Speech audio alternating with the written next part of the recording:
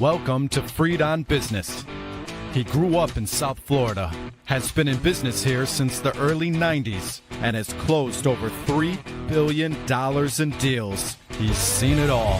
He always has an opinion, and he's always ready to share it. Informed, entertaining, and connected, he has his finger on the pulse of South Florida's business community.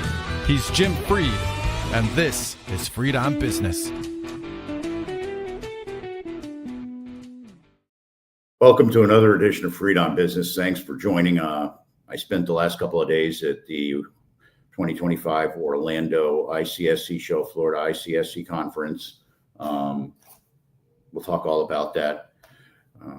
Things have really changed. I've been going since 1985. We'll start with that. But before we get started, I want to thank our sponsors, Warren Henry Automotive, who've now been with us for well over 15 years. Thanks to Larry, Eric, Warren, the rest of the team. This is episode 835.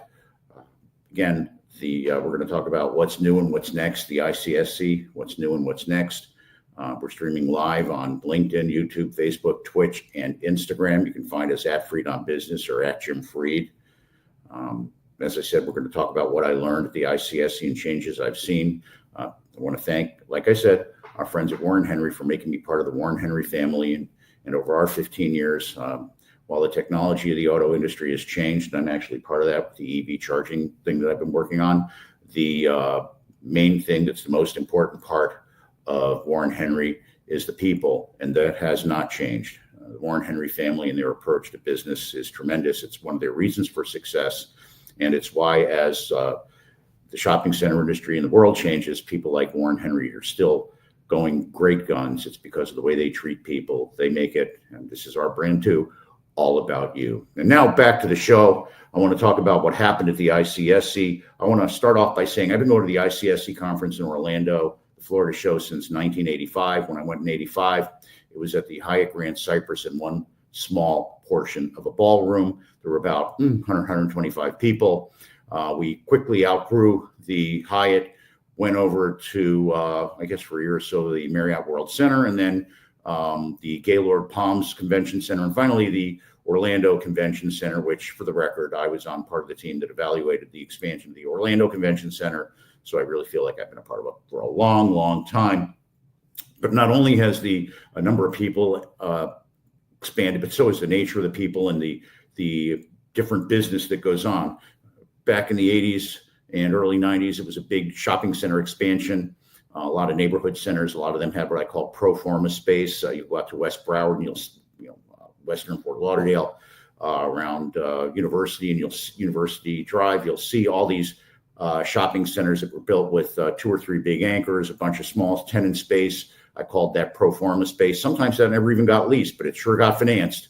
So, the evolution of that is that today a lot of that space, even at the major malls, is being turned into multifamily or drop ship, pick up, all kinds of different uses. When I first started going, they didn't have cell phones, and we had brick phones, and we had Blackberries and the shell phones. And then we had smartphones. Some of the industries weren't even there, like the energy industry. At this conference, there was everything from clean energy, wind farms, to me walking around talking about putting EV chargers on people's properties. The evolution from the pro forma center to the small grocery anchored center with a very limited amount of small tenant space. And now I've been working on a number of we call them new town centers, new downtowns, where out in the suburbs you get vertically integrated shopping centers. I'm working on a number of those right now on both the EV chargers aspect as well as the capital market aspect. Another topic that was new was AI. I heard some people saying AI was going to take every job. I certainly disagree with that. We've done that topic before. The reality is, I think that if you make AI your agent, you'll be just fine. My team at Miami Podcast Studios and myself, we've been using AI as our agent for well over a year now to work on the show. If you're watching the show and you found out about it from our flyer or our social media posts, you found out about it by content that we've worked with AI to create. AI helps us with ideas, and then we shape those ideas into our communication. The attendees at the show have changed dramatically. Some of the people that had booths are no longer there. A number of the people that were trend-setting legacy people are, God bless them, Baruch Hashem, no longer there. Some of the companies are no longer there. Other companies have evolved and grown and replaced them.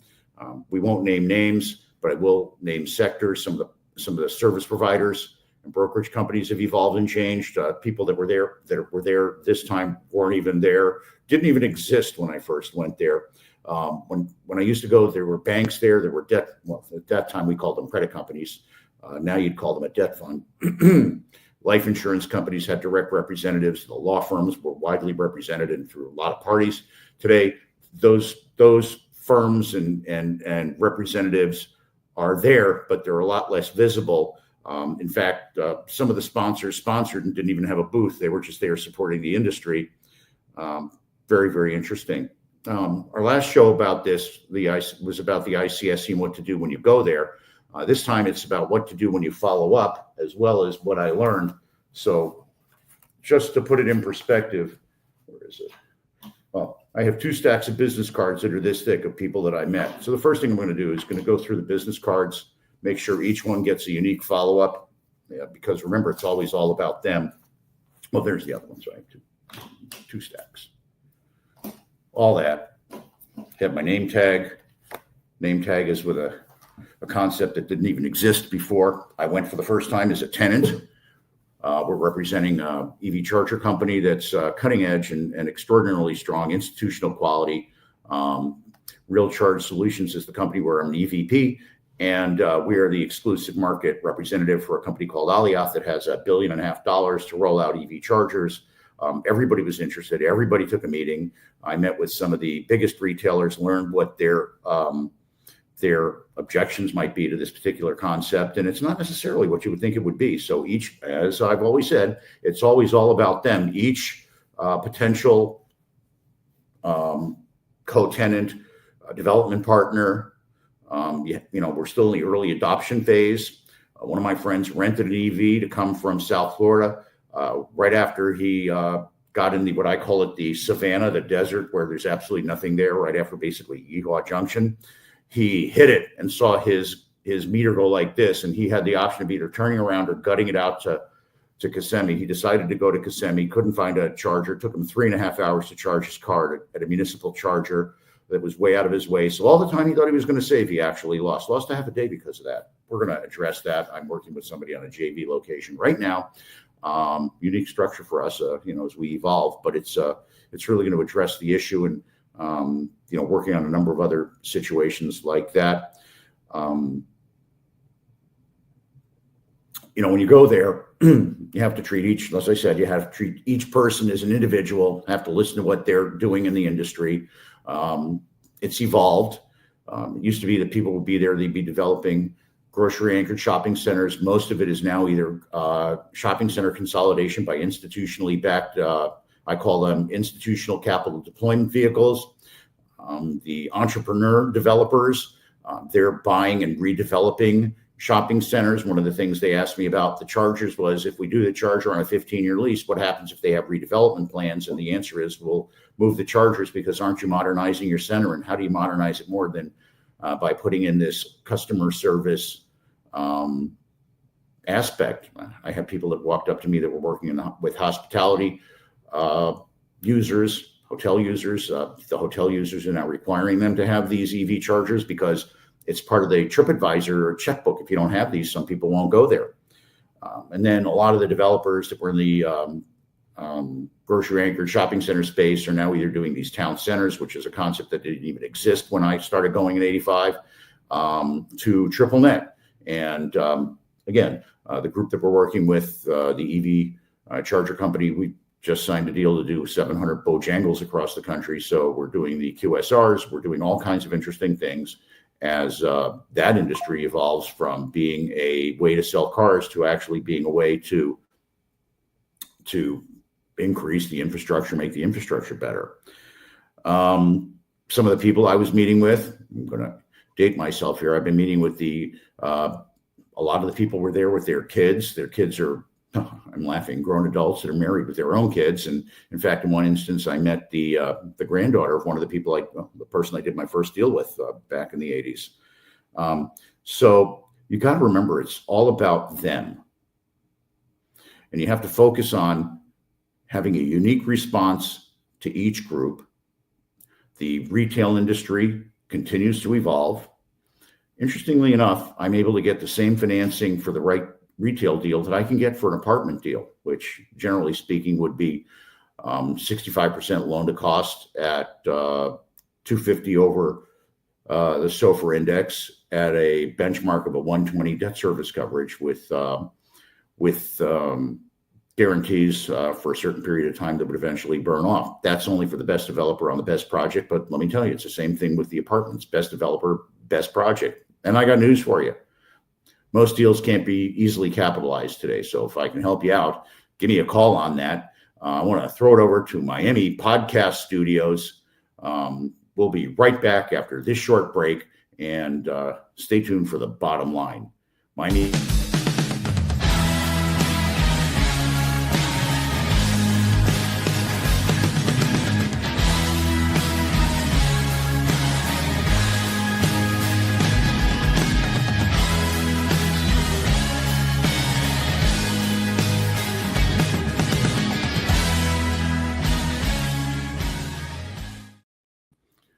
Well, I want to thank our sponsors at Warren Henry Automotive. I want to thank Larry Zinn, Eric Day, Warren Zinn, my good friend Ismet.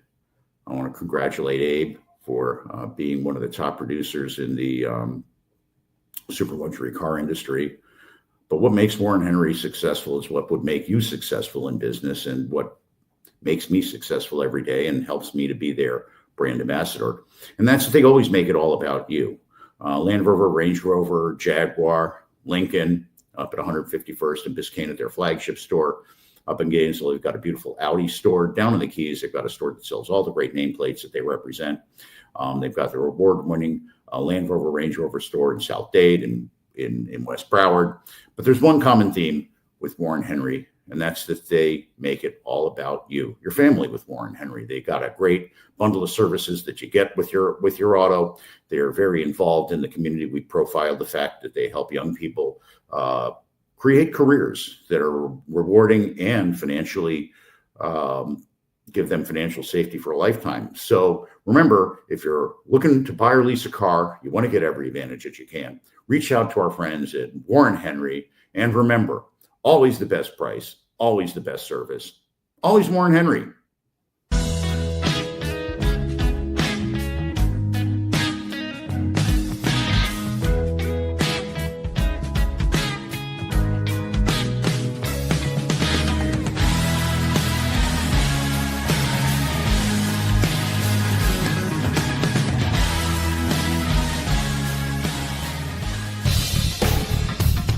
Welcome back to Freed on Business. Connect with us on LinkedIn, YouTube, Facebook, and Twitter at Jim Freed or at Freed on Business, and on Instagram at Jim Freed1. Now, back to your host, Jim Freed.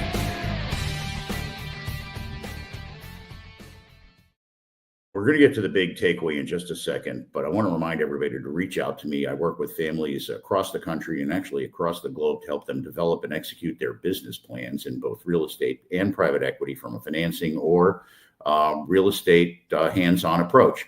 So give me a call, reach out to me. There's my phone number. You've got my email right there. And remember, whenever you call me, it's always all about you. And now I'm going to talk a little bit about the ICSC. I went up there. I said, I'm going since 1985. I used to drive up there, brutal drive. So this time I took Brightline. Brightline was amazing. I got to relax, work, prepare. On the way up, it poured rain. Would have been real dangerous to drive. On the way back, it poured rain. Would have been really, really dangerous to drive. Got back, and when you tie it all in, the waiting and everything, about the same time. But the Brightline is an example of what's been going on with business in general. There's a lot of themes that are still the same, all about them, etc. You got to call on people and repeat until they answer your call. But each person has a different objective, a different personality, a different approach. And you have to define what that is. It takes a long time to build those relationships. Because I have those relationships, I'm able to talk with and speak with and get to know the top decision maker at virtually every firm that I met with there, be it a retailer, be it a development company, be it a capital source. I'm able to reach out and get to the bottom line and understand exactly what it is they want to do. And then I help them deploy those plans, be it the town center that wants me to work with them to bring them capital and development and financeable apartment development firms, to helping Real Energy Solutions and our client Alliath build out their network of EV chargers. Each person has a different approach. Each person has a different need, and it's putting those needs and approaches together and integrating them that's really the key to business. But you can't do that unless you build the relationships. You can't do that unless you're a real person and can connect with the other person that you're trying to do business with on a personal level and make them feel comfortable about you and to really have a connection with you. So remember, reach out to me. It's always going to be all about you. Contact me. And if you missed something on today's episode, you can check out the replay. Oh my God. One last thing. I learned how to share contacts by bumping your iPhones. It's the most amazing thing. That's the first thing I did when I got to the conference. I learned how to do that. If you missed something on today's episode, you can check out the replay on any of our socials, LinkedIn, Facebook, Twitch, or Instagram. I was showing people how to do that at the conference. It was really amazing. I was using it to build relationships. You can find us at Jim Fried or at Fried on Business, depending on which channel you like, or you can head on over to the at Jim Fried YouTube page, which is a tremendous tool in and of itself. Apple Podcasts, Spotify. All the young people love finding me on Spotify. It's really cool. It helps me connect with them.